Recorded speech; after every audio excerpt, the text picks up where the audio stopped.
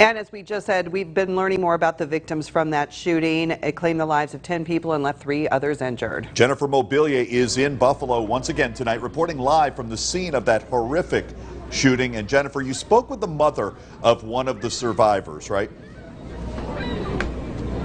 I did, Sean, and they are still in shock, but physically they're doing okay. Mentally, they have a long road ahead of them. Now, as you can see, this grocery store is still an active crime scene.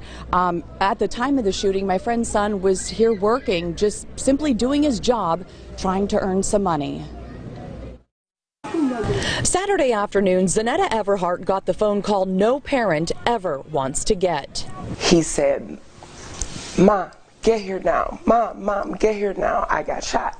Everhart's 20-year-old son Zaire works at Tops in Buffalo, where Saturday's mass shooting took place. Zaire was in the parking lot helping a customer load groceries into her car when authorities say 18-year-old Peyton Gendron allegedly pulled into the parking lot and started shooting. He said out of the corner of his eye, he turned his head and looked, and he saw the man, the terrorist, get out of his blue car wearing full army tactical gear. He said he couldn't even see his face.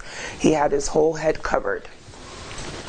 And he said all he saw was the gun. He pointed it directly at my son and shot him. And Zaire fell.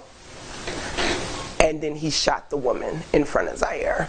The woman he was helping is among the dead. Zaire was shot in the neck. He and 2 other victims survived. It was a bullet, apparently some sort of military grade bullet that explodes inside of you. So he has shrapnel inside of him, but the doctor said that it would do more harm to try to remove it.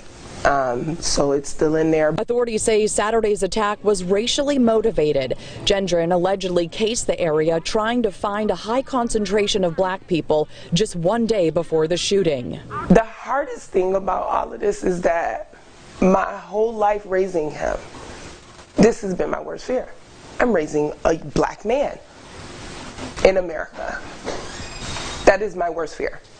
My son being shot has always been my worst fear. But never at a grocery store? Not at work. Why would he get shot at work? He's safe. He's safe. He's at work. He's doing what 20-year-olds should be doing.